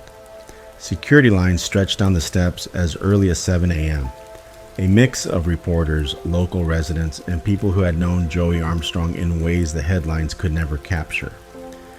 Inside, the air was heavy with anticipation. Federal prosecutors had made it clear. This case was about the killing of a young park naturalist whose life had been taken on government land. The law gave them jurisdiction, but the weight in the room came from something far deeper. The image of Joey, bright-eyed and smiling, walking the meadows she had loved, and the knowledge of where her last walk had ended. When Cary Stainer entered the courtroom, the quiet deepened. He wore a simple collared shirt over jail-issued trousers. His wrists were free for the proceedings, but the faint marks from restraints were still visible. He kept his gaze low as he took his seat at the defense table, flanked by his attorneys. The jury pool filed in, filling the rows assigned to them. Their faces were a study in caution. Eyes forward, hands folded, each person aware that before long, they would have to hear details that would not leave them easily. The judge began with instructions, outlining the charges in a formal language. First-degree murder, committed within the special maritime and territorial jurisdiction of the United States. The prosecution had signaled they would pursue the death penalty. That fact alone shifted the trial into a space where every word, every photograph, every second of video would be weighed not just for guilt, but for whether a man would live or die. Opening statements followed. The lead prosecutor stepped forward first, laying out the government's case in measured, deliberate sentences. She described Joey Armstrong, her work as a naturalist in Yosemite National Park, her dedication to educating visitors about the land. She spoke of the July afternoon when Joey was last seen alive, of the cabin she lived in near the park boundary, of the vehicle witnesses saw near the scene. She moved through the timeline with care, the approach, the abduction, the drive, the creek where her body was found. She told the jurors they would hear Cary Stainer's own words, not from rumor, not from secondhand retelling, but recorded by federal agents in a confession that matched the evidence. "He told us what he did," she said plainly, "and we will show you how what he told us matches what we found." When the defense rose to speak, the tone shifted. They did not deny that Stainer had killed Joey Armstrong. Instead, they asked the jury to consider the state of his mind, to look at what they called a lifelong pattern of mental illness, childhood trauma, and untreated disorders. They did not excuse the act, but they began laying the path toward a penalty phase where life imprisonment not execution, might be argued as justice. The first witnesses were called that same day. A park ranger described finding Joey's cabin empty, her personal items undisturbed, but signs outside that caught his attention. Tire tracks where there should have been none, marks in the dirt that looked like a struggle. His voice faltered slightly when asked about the moment they discovered her body downstream, wrapped and partially submerged. He kept his answers factual, but the weight in his tone told more than his words. Another witness, a friend and coworker, spoke about seeing Joey earlier that day. Her mood upbeat, her plan simple. That image, offered under oath, stood in sharp contrast to what the jurors would later hear about the final hours of her life. The government introduced photographs, careful to comply with the court's rulings on what could be shown. Jurors saw images of the cabin's interior, the surrounding road, the bridge near where the vehicle had been spotted. They were told that hair and fiber evidence linked Stainer to the crime scene, and that witnesses had identified his blue International Scout vehicle in the area at the time Joey disappeared. But the most potent piece of evidence the prosecution promised was still to come: the confession. Not the whole of it. The court would limit certain portions, but enough for jurors to hear the defendant's own voice describing what he had done.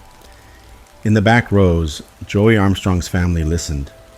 They had come prepared for the clinical language of a trial, but there was no real preparation for hearing strangers dissect the last hours of someone you loved. They held hands, their eyes fixed on the witness stand, absorbing each detail because they knew it was part of the path to justice. The day ended with procedural matters, the judge reminding jurors not to speak about the case, not to consume news coverage, not to let outside opinions seep in. As they filed out, some glanced toward the Armstrong family, as if to silently acknowledge the human weight behind the legal formality. Stainer was led from the courtroom by U.S. Marshals, his expression unreadable. The doors closed behind him with the solid final sound of metal on metal. Outside, the Sacramento evening was warm, but a light wind moved between the courthouse columns. Reporters stood before cameras, summarizing the day's testimony, repeating the names that had filled the courtroom: Joey Armstrong, Carrie Stainer. Inside, the evidence sat in boxes, ready for the next day: photographs, logs, tapes. The trial had only just begun, but already the shape of it was clear. The facts would be laid bare, the confession would be heard, and a jury would have to decide what justice looked like for a life taken on a summer afternoon in Yosemite. The second week of trial began under a muted, overcast sky in Sacramento. It was the kind of weather that flattens the light and makes colors seem subdued, a quiet contrast to the tension building in the federal courtroom. Everyone knew what was coming today. The jury was going to hear Carrie Stainer speak, not filtered through police summaries or prosecutors' arguments, but in his own recorded voice. The prosecution had prepared the jurors for this moment. In opening statements, they told them they would hear a confession, not speculation, not rumor. And now, with the judge's permission, they were about to deliver on that promise. When the proceedings opened, the U.S. Attorney's team wheeled in a cart with a small playback system, a digital recorder connected to the court's audio setup. A technician leaned over the table, checking cables, making sure the sound would be clear. The jurors shifted slightly in their seats, a collective movement that betrayed anticipation. The prosecutor stepped forward, a binder in her hands. She reminded the jury that this recording was made in the days after Stainer's arrest, in an interview room where federal agents had read him his rights and given him every opportunity to remain silent. "What you are about to hear," she said evenly, "is Mr. Stainer telling, in his own words, exactly what he did to Joey Armstrong." The first click of the playback filled the room with a faint hiss. Then a male voice came through, steady, unhurried. Stainer's tone was matter-of-fact, almost casual, as he recounted seeing Joey that day near her cabin. He described approaching her, engaging in conversation, then forcing her into his vehicle.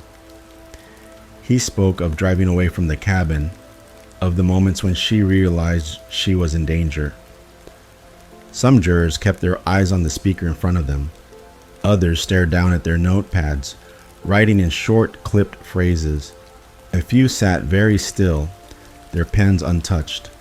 In the recording, Stainer described how he restrained Joey, the route he took, the location near the creek.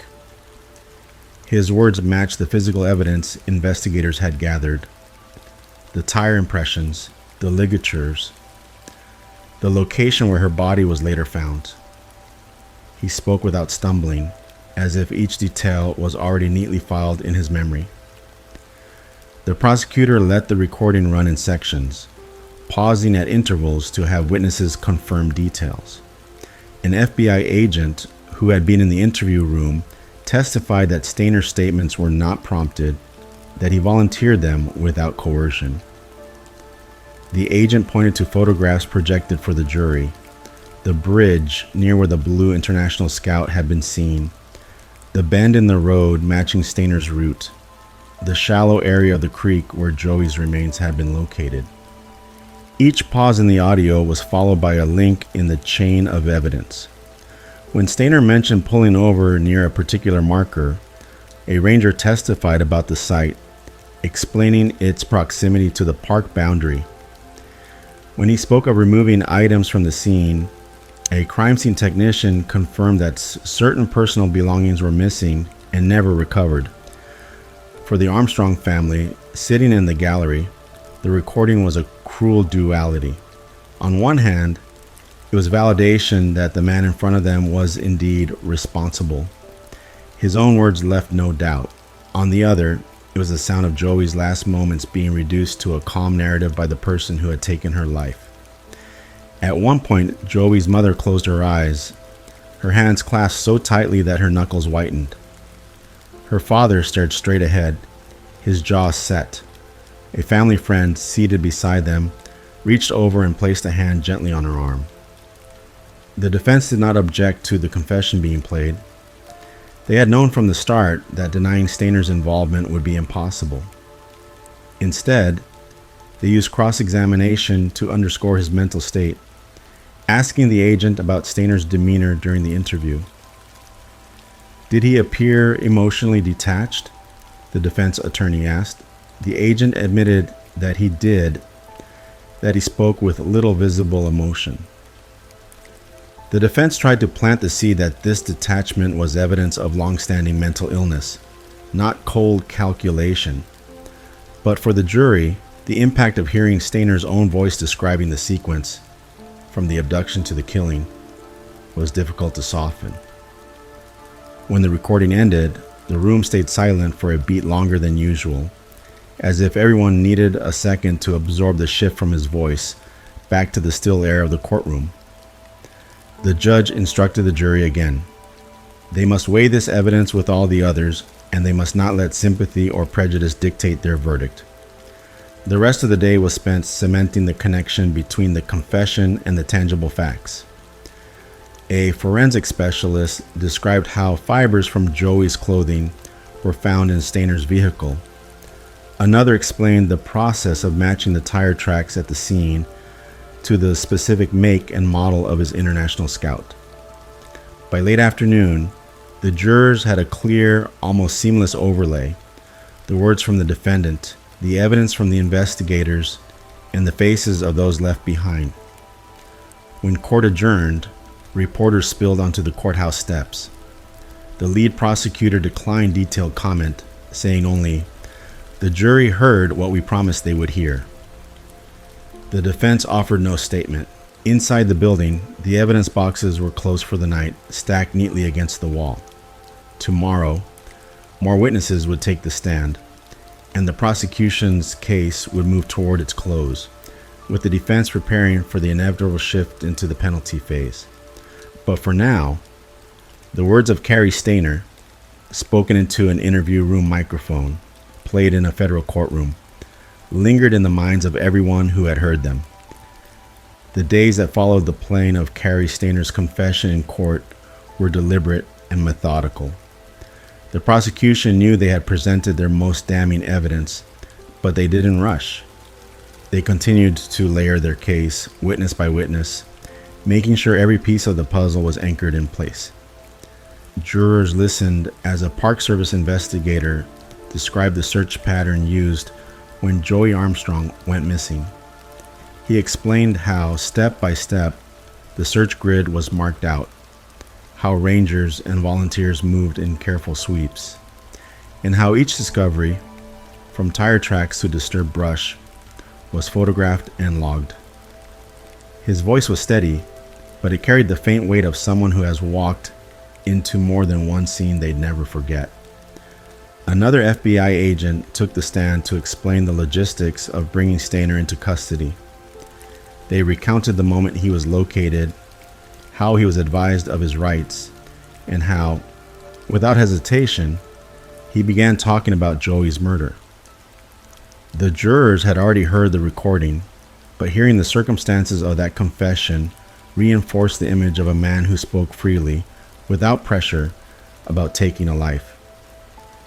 When the government rested its case, the defense began theirs, not to argue innocence, but to shape the lens through which the jury might view the crime. They brought in mental health experts who had examined Stainer. These experts spoke about possible obsessive-compulsive disorder, about a history of intrusive thoughts, about long-standing mental disturbances that, in their view, shaped his behavior. The defense attorneys didn't deny the act. Instead, they leaned into the portrait of a man whose mind, they argued, had been fractured long before Joey's path crossed his. They asked the jury to remember that their decision was not only about guilt, which was clear, but also about what punishment was appropriate under the law. Still, when it came time for closing arguments, the tone in the courtroom shifted again. The lead prosecutor rose, her voice measured but firm. She reminded the jurors of Joey Armstrong's life, her work with children, her dedication to Yosemite's natural beauty, the joy she brought to those around her. She contrasted that with the final hours Joey endured and the calm, emotionless way the defendant had recounted those events. "This case," she said, "is about choices. Choices made by Mr. Stainer on that day to approach her, to abduct her, to kill her, and to leave her in a creek. He had every opportunity to walk away. He did not. And today, you have the choice to hold him accountable." The defense, in their turn, asked the jurors to see beyond the horror of the act, to consider whether executing a man with a documented history of mental illness served justice. They acknowledged the pain of Joey's family, the weight of the loss, but urged the jury to choose life imprisonment over death. The judge delivered final instructions, the kind that marked the end of a trial, a reminder that verdicts must be based solely on evidence and the law, not emotion, that sympathy and prejudice have no place in deliberations, that each juror must come to a verdict they can stand by. The jury retired to deliberate. In the windowless deliberation room, they sat around a long table, the evidence boxes within reach. The foreperson organized the discussion, moving through the charges one by one. The facts, as they saw them, were clear. Stainer's confession matched the forensic evidence. Eyewitness testimony placed his vehicle near Joey's cabin.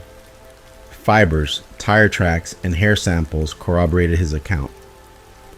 It didn't take long for the first round of votes to be tallied. The room was quiet as slips of paper were collected. When they were read aloud, the decision was unanimous. Late that afternoon, the word came. The jury had reached a verdict. The courtroom filled quickly, the low hum of movement settling into silence. As the judge took the bench, the clerk read the decision aloud. Guilty on the charge of first-degree murder in the killing of Joy Ruth Armstrong. There was no visible reaction from Stainer. He sat at the defense table, hands folded, eyes forward, as if the verdict had been anticipated all along. In the gallery, Joey's family held each other, their grief as present as it had been on the day they learned she was gone. They had heard the word they wanted, guilty, but justice in a courtroom never feels like restoration. It is a conclusion to one chapter and the beginning of another.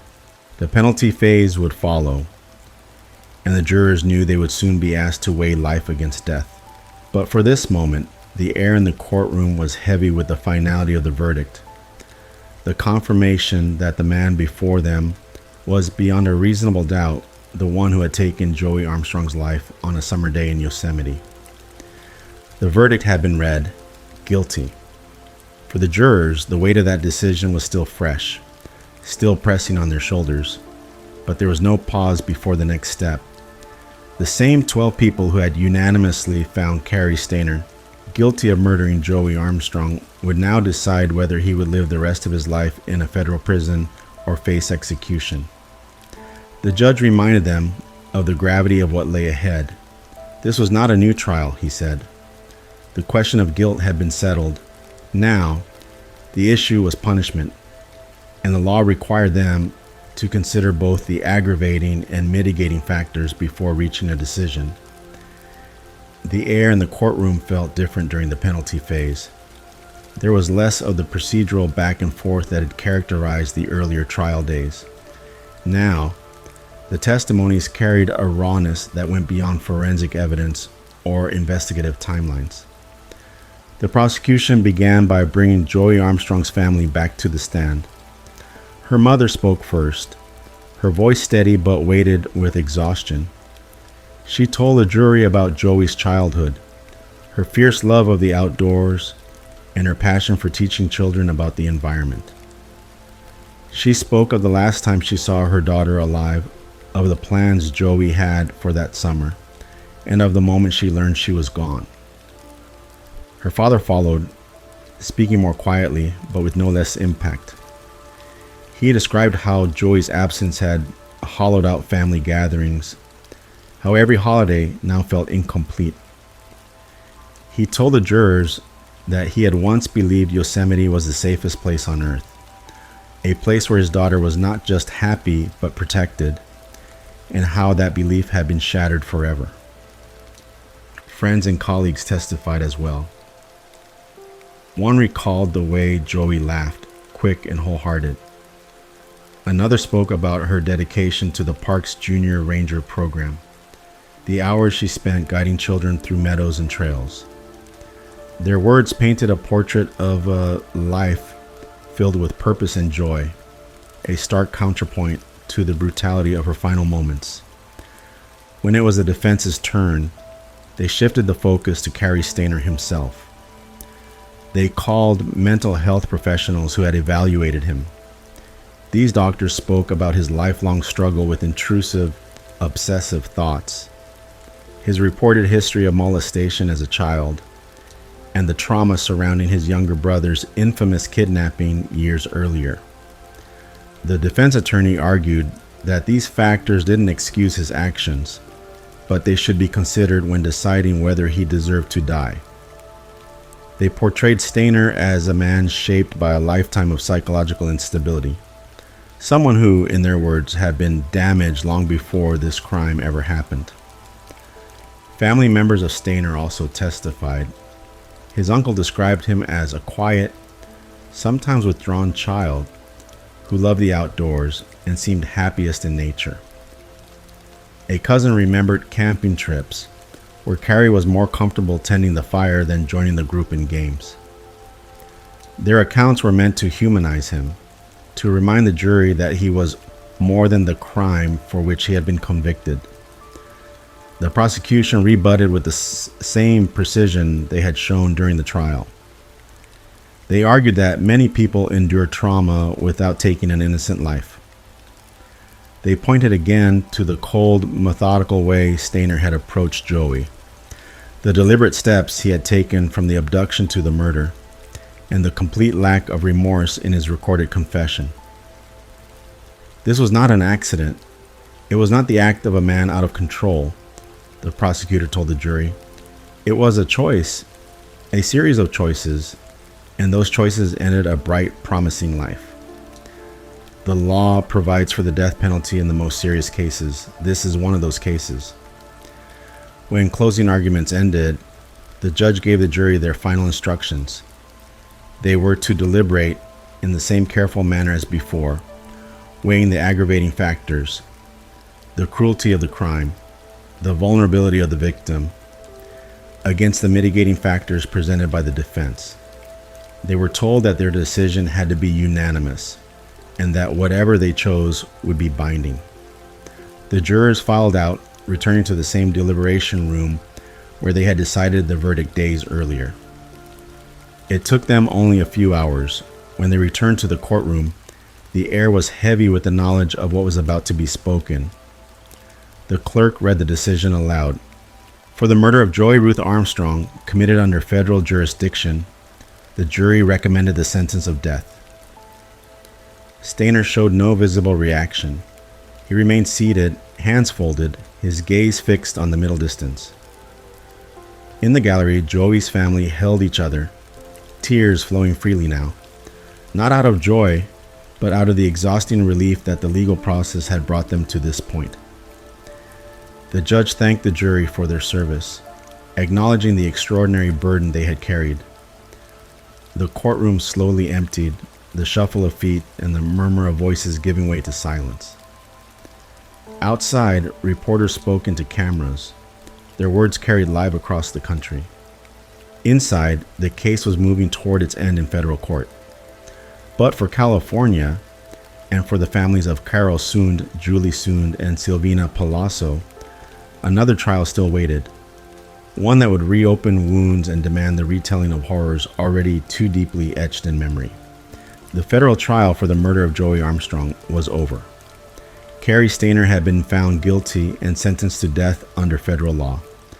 But the story, and the pursuit of justice, was not finished. California still had its own case to bring. The killings of Carol Sund, her daughter Julie, and their friend Silvina Palazzo had taken place within the state's jurisdiction, and under California law, the charges would be separate from the federal case. The logistics were delicate. Stainer was already in federal custody, awaiting transfer to death row. But arrangements were made for him to be moved under secure transport back to Mariposa County to face the charges for the Cedar Lodge murders. This would mean another jury, another trial, and another reliving of the crimes, this time through the lens of state law. When the case was announced, the district attorney's office made their position clear. They too would seek the death penalty. In their view, these murders had been planned, calculated, and carried out with extraordinary cruelty. The victims had been restrained, terrorized, and killed in a manner that demanded the state's harshest punishment.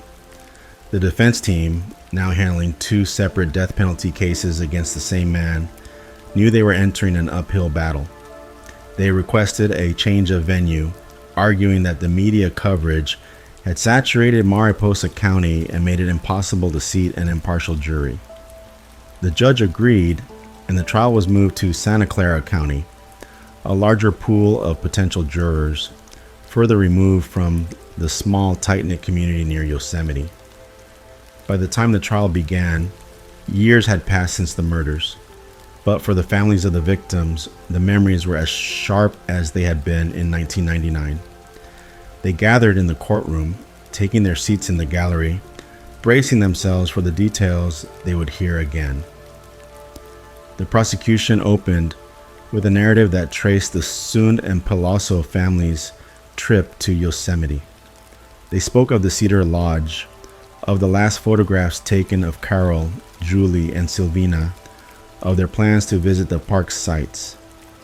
The tone was deliberate, a reminder to the jury that before they became victims, these were three vibrant, living people on a family vacation.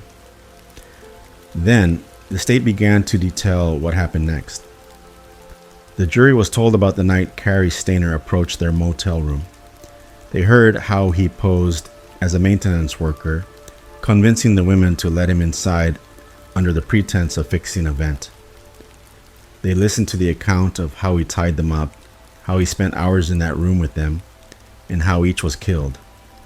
The prosecution described how Carol Soon was strangled first, then placed in the trunk of the family's rental car. How Yuli and Silvina were driven into the mountains, terrified and bound, before they too were killed. They explained how the bodies were hidden, how the car was set ablaze to destroy evidence. They spoke of the painstaking searches, the eventual discoveries, and the forensic trail, from fingerprints to fibers, that led back to Stainer. As the trial progressed, the jury heard from investigators who had worked the case from the start. Detectives recounted the moment Carol's wallet was found in Modesto, the recovery of the burned rental car, and the grim task of identifying the remains found near Don Pedro Reservoir. Forensic experts took the stand to connect the dots. Fibers from Stainer's vehicle matched those found on Julie's body. Hair samples were consistent with both Silvina and Stainer. Tire tracks near the dump sites matched the pattern on Stainer's vehicle. When the prosecution rested, the defense once again turned to mental health as their central argument. They called psychiatrists who spoke of obsessive-compulsive disorder, of a lifelong pattern of disturbing sexual fantasies, and of the trauma Stainer had endured as a child. They reminded the jury of the highly publicized kidnapping of Carrie's younger brother, Stephen Stainer, who had been abducted at age 7 and held captive for 7 years before escaping. They suggested that the aftermath of that tragedy, coupled with other childhood experiences, had warped Carrie's mental state beyond repair. But the state countered that countless people endure trauma without resorting to acts of calculated murder, and that Stainer's own words in his detailed confession showed he understood exactly what he was doing. As closing arguments approached, the atmosphere in the courtroom grew heavier. Everyone, jurors, lawyers, family members, knew what was coming next. The state would ask for death. The defense would plead for life without parole, and 12 jurors would decide the outcome. The weight of that decision loomed over the final days of testimony, as if the walls themselves were holding their breath. The California trial had reached its final act. After weeks of testimony, from grieving family members, from investigators who had chased the case for years, from forensic experts who had pieced together the smallest clues, the time had come for each side to make their last appeal to the jury. The prosecution rose first. Their lead attorney stood before the jury box, eyes moving from one juror to the next, making sure no one felt unseen. He began not with the forensic evidence, but with the human cost. He spoke of Carol Soon, a devoted mother and a woman whose warmth filled every room she entered. He spoke of Julie, bright and full of promise, just beginning to step into adulthood, and of Silvina Peloso, the young Argentine exchange student whose journey to the United States had been meant to be one of friendship and discovery. These were not nameless victims in a case file, he said. They were people, loved, cherished, and now gone, because of choices the defendant made. He then methodically walked through the evidence once more, piece by piece. The matching fibers, the hair samples, the timeline of movements that placed Carrie Stainer at the Cedar Lodge on the night the women disappeared. The physical evidence from the burned rental car. The confession, detailed, chilling, and deliberate. He reminded the jury that in that confession, Stainer had admitted he had fantasized for years about committing such crimes, that he had approached the women with a plan, that the murders were not an impulsive act, but the culmination of long-held violent desires. This was not madness, the prosecutor told them. This was method, and method leaves no room for mercy. When it was the defense's turn, the tone shifted. Stainer's attorney did not contest the fact that his client had committed the murders. Instead, he asked the jury to look beyond the crimes to the broken man behind them. He revisited Carrie's childhood, painting a picture of a boy overshadowed by the trauma of his brother's kidnapping. He spoke of the reported sexual abuse Carrie endured, the untreated mental illness, the obsessive thoughts that had plagued him for decades. He reminded the jurors of the psychiatric testimony that Stainer lived in a mind consumed by dark compulsions, that his grip on what most people would call normal human connection had been eroded over years of isolation and fantasy. The defense's plea was simple: spare his life. Let him spend the rest of his days behind bars, where he could never harm anyone again. You can punish without killing, the attorney said. You can choose life over death. The prosecution, in rebuttal, warned against letting sympathy cloud judgment. They argued that the law existed to protect society from those who would do such harm, and that the penalty of death was reserved for the most egregious cases. This is such a case, they said. If the murder of a mother, her child, and a young guest, all killed in calculated cold blood, does not warrant the death penalty, then what does? The judge read the final instructions to the jury. They were told to weigh aggravating and mitigating factors, to deliberate carefully, to reach a unanimous decision. The gravity of their task was made plain. Their verdict would determine whether Carrie Stainer lived or died. The jury retired to deliberate. Behind the closed door of the jury room, they reviewed photographs, replayed portions of the confession, and went over the forensic evidence again. Outside, in the courthouse corridors, the families of the victims waited, some in quiet prayer, some staring at the floor, others pacing as though movement alone might bring the verdict faster. Hours later, the signal came. The jury had reached a decision. The courtroom filled once more, the air taut with anticipation.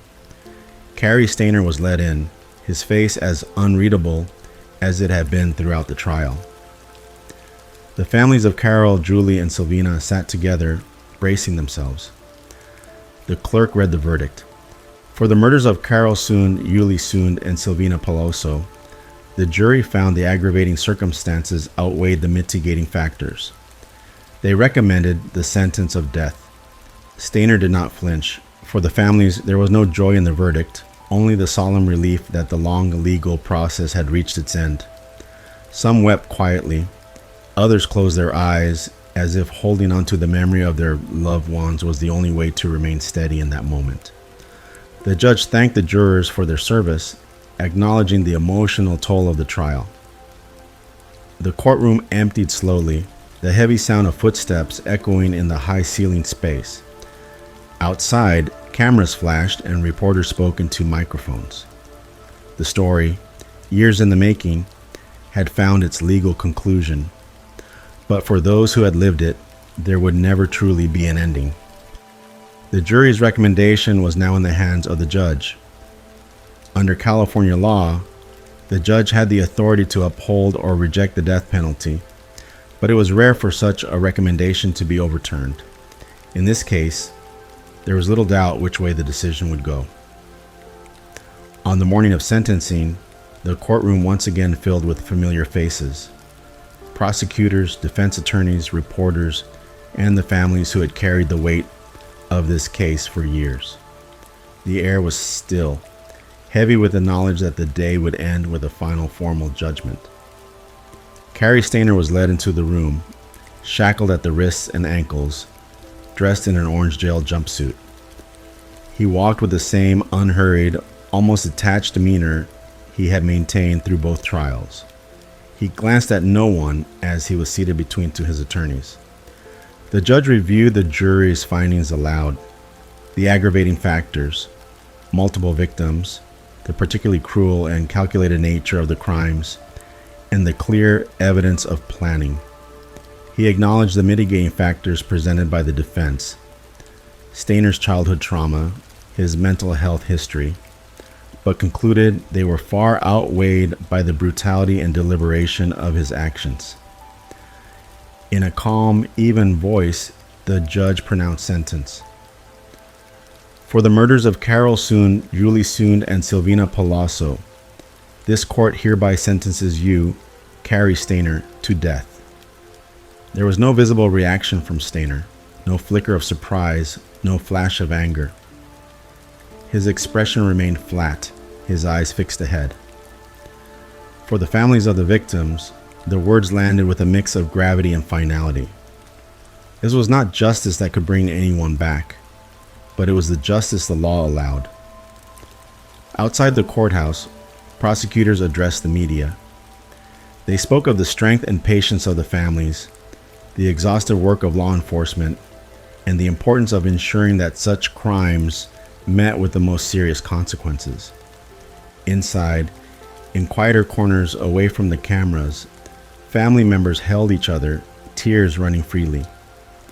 Some spoke softly about Carol's warmth, Julie's laughter, Silvina's adventurous spirit. Others simply sat in silence, the long ordeal finally, at least legally, over. Within days, Stayner was transferred from county custody to San Quentin State Prison, home to California's death row. He was housed in the East Block, where more than 700 condemned inmates awaited the outcomes of their appeals.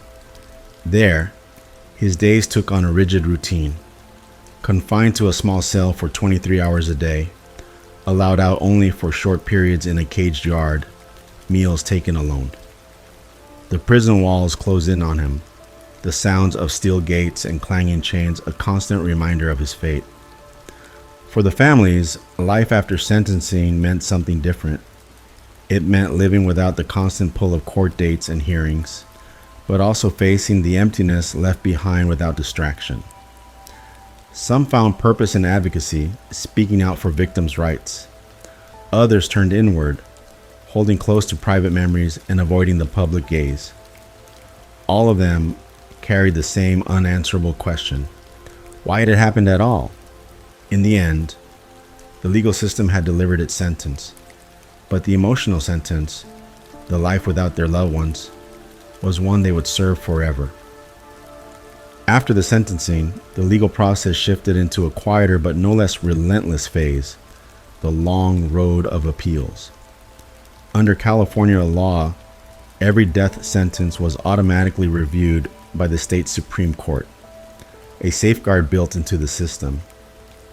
For the victims' families, this meant that even though the verdict felt final, the case would continue to reappear in legal dockets for years to come. Cary Stayner's new world was San Quentin's East Block, the section of the prison reserved for condemned inmates. His cell measured only a few feet wide and deep, with a narrow bunk, a stainless steel sink and toilet combination, and a small shelf for personal belongings. From his windowless cell, there was no view of the world outside, only the sound of voices echoing along the tiers and the metallic slam of cell doors. Prison life for a condemned inmate followed a strict routine. Meals were slid through a slot in the door. Exercise came in the form of brief, isolated yard time in a chain-link enclosure where prisoners paced in small circles or stood quietly, staring at the sky. Interaction with other inmates was limited, and visits from the outside world were rare. For Stayner, the notoriety of his crimes meant that his name still drew attention in the media. Occasionally, journalists would request interviews, hoping for new insights into his motives or mindset. Over time, he granted a few, speaking in the same flat, matter-of-fact tone he had used in court. He did not deny the murders. He did not express remorse in the way many hoped he might. Instead, his words remained clinical, as though he were describing events from a distance. Meanwhile, the appeals process moved slowly. His attorneys filed challenges to both the federal and state convictions, arguing procedural errors, ineffective counsel, and renewed claims about his mental state. The courts reviewed the records, held hearings, and issued rulings, each step taking months or even years. For the families, Every new appeal was a reopening of wounds. Notifications from the state about hearings brought back the images they had tried to lay to rest. The Cedar Lodge, the burned rental car, the searches, the trial testimony. Some chose to attend the hearings to bear witness. Others stayed away, unwilling to sit through more legal arguments that could not change the past. Outside the courtrooms, the Yosemite community also continued to feel the echoes of the case. Park employees, local residents, and frequent visitors still spoke of the Sund, Palazzo, and Armstrong murders with a mixture of sorrow and disbelief. For a place long associated with natural beauty and escape from the outside world, the events of 1999 had left a scar that time could not fully erase. Hotels and lodges near the park made quiet changes to security procedures. Staff were trained to be more alert to suspicious behavior. Guests were encouraged to report anything unusual. Even years later, some visitors would check in at the Cedar Lodge, still in operation, and recall that it had once been the setting of a crime that shocked the nation. For the families of the victims, life had moved forward, but not in a way that replaced what was lost. They marked anniversaries in private, spoke of Carol, Julie, Sylvina, and Joey in present tense when they could, and worked to keep their memories alive in ways that felt personal, not defined only by the violence that took them. And Cary Stayner remained on death row, the years stretching ahead in the slow crawl of the appeals process, the shadow of his sentence hanging over him. For all the legal and procedural steps still to come, the reality was fixed. He would never walk free again. Years passed, but Cary Stayner's name never entirely disappeared from the headlines. His case remained active in the slow, grinding machinery of California's death penalty system, where appeals could stretch over decades. Each year brought small updates, a denied motion here, a procedural review there, none of which changed his reality. He was still on death row at San Quentin State Prison. Inside the prison, his life followed the same narrow boundaries it had since his arrival. The cell walls were the same pale, unyielding concrete. The daily routine remained unchanged. Early morning wake-up, head counts, meals slid through the narrow food slot, hours alone. He aged behind these walls, his hair graying, his frame thinner than during his trial. He rarely spoke publicly, and when he did, his words still carried the same clinical detachment. There were no grand confessions, no tearful apologies. For many who had followed the case, this absence of remorse only reinforced the belief that the death sentence had been the only appropriate verdict. For the families of Carol Soon, Yuli Soon, Sylvina Palazzo, and Joey Armstrong, the passing years did not erase the loss. The pain evolved, becoming quieter but no less sharp in moments when memories surfaced unexpectedly.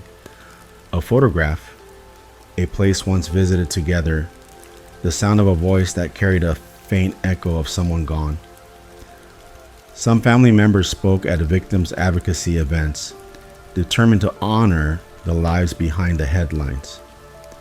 Others chose privacy, holding close to personal traditions on birthdays or anniversaries.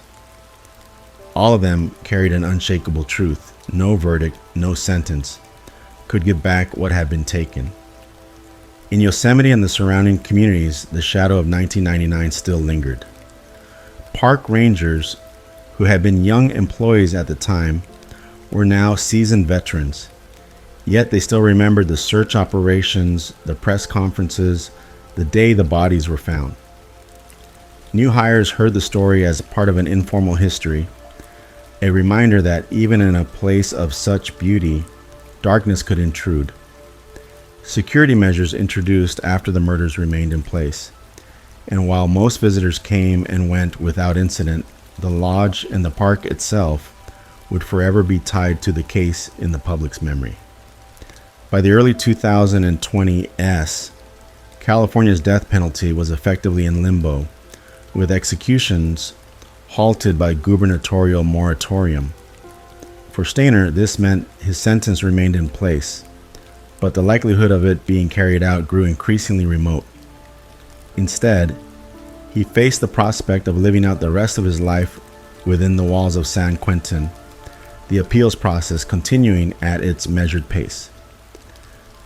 For those who had lived through the trials, the investigators, attorneys, reporters, and above all, the families, the case remained more than a file in the archives. It was a living memory, one that would always carry the weight of grief, but also the resilience of those who refused to let the victims be forgotten. And so, decades after the crimes, the story of the Yosemite murders still resonated, not as a mystery to be solved, but as a reminder of lives cut short, of justice sought, and of the enduring impact one man's actions had on so many others.